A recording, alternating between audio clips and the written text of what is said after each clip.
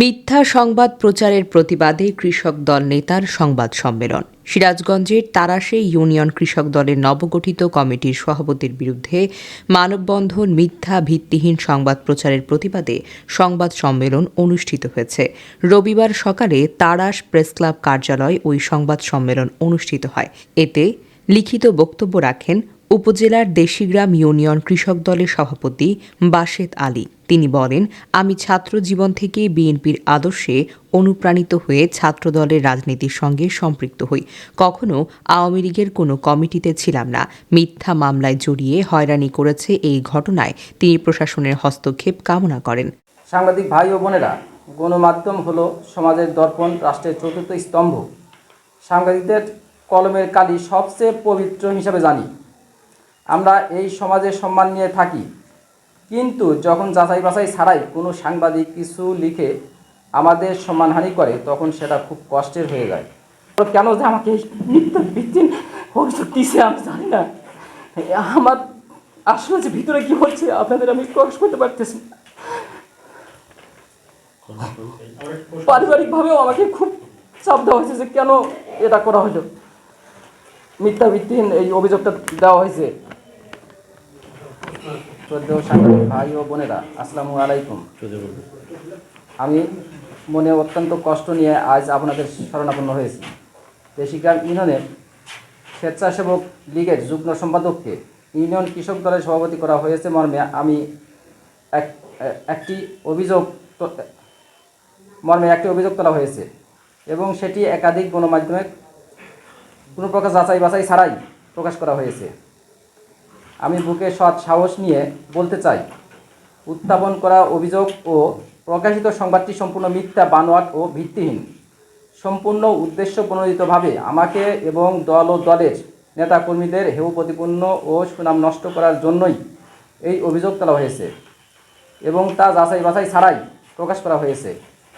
এছাড়াও টাকার বিনিময়ে কমিটি গঠনের যে অভিযোগটি তোলা হয়েছে সেটাও সম্পূর্ণ মিথ্যা ও ভিত্তিহীন। এখানে কমিটি গঠনে কোনো প্রকারের টাকা পয়সা লেনদেন হয়নি। প্রিয় সাংবাদিক বিন্দু, এছাড়াও স্বেচ্ছাসেবক লীগের কমিটির যে তালিকা উত্থাপন করা হয়েছে সেটিও ভুয়া। আদৌ সেই সময়ে এই কমিটিও হয়নি এবং সেখানে অনুমোদন করা কর্তৃপক্ষের কোনো সিল স্বাক্ষরও নেই। এছাড়াও কমিটির সঙ্গে আমারও কোনো সংশ্লিষ্টতা নেই। আমি খোঁজ নিয়ে যতটুকু জেনেছি, ওখানে 2018 বা 19 সালে শুধুমাত্র সভাপতি ও সম্পাদক নিয়ে স্বেচ্ছাসেবক লীগের একটি কমিটি করা হয়েছিল। এর প্রায় 15 বছর আগে ওখানে একটা পূর্ণাঙ্গ কমিটি ছিল বলেও জেনেছি।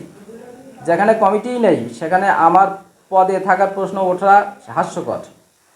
শুধুমাত্র আমাকে এবং দল ও দলের নেতাকর্মীদের সম্মানহানি ও হয়রানি করার জন্যই এই অভিযোগ তোলা হয়েছে এবং তা কতিপয় সাংবাদিক দায়িত্বহীনতার সাথে বা ব্যক্তি স্বার্থে যাচাই বাছাই ছাড়াই প্রচার করেছেন। বরং আমি ছাত্র জীবন থেকেই বিএনপির মতাদর্শ নিয়ে ছাত্র রাজনীতির সাথে সম্পৃক্ত ছিলাম। চান্দিনা কলেজে পড়া অবস্থাতেই ছাত্র দলের রাজনীতি করেছি।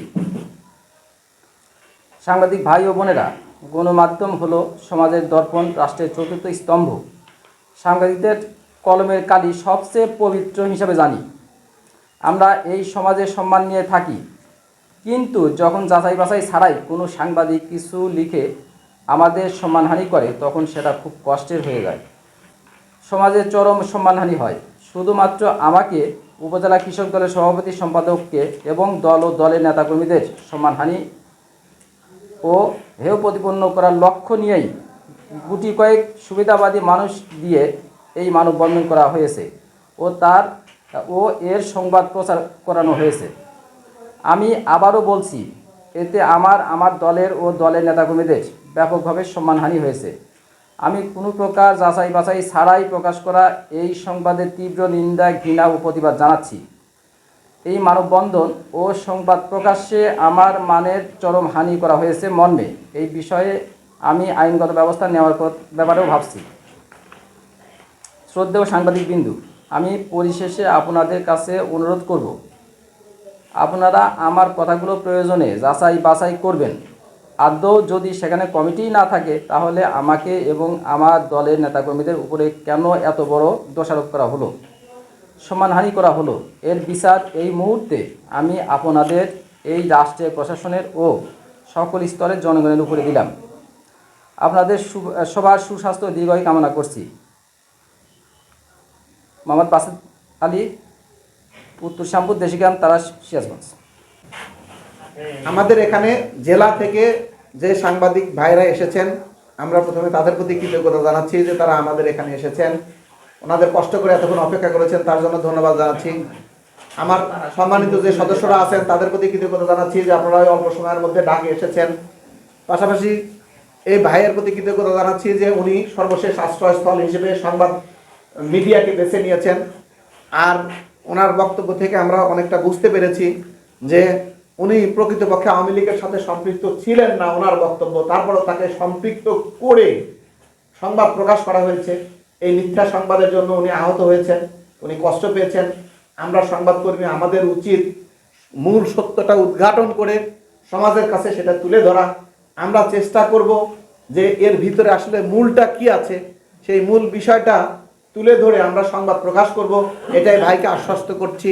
আর আসলে ভাই আমরা আসলে সত্যটাই খুঁজে বের করার চেষ্টা করি, এটাই আমাদের পেশা। আমরা সবাই মিলে আপনার এই সত্যটা প্রকাশ করে তুলে ধরে আমরা বিভিন্ন পত্র পত্রিকায় নিউজ করব, এই মর্মে আপনাকে আশ্বস্ত করছি।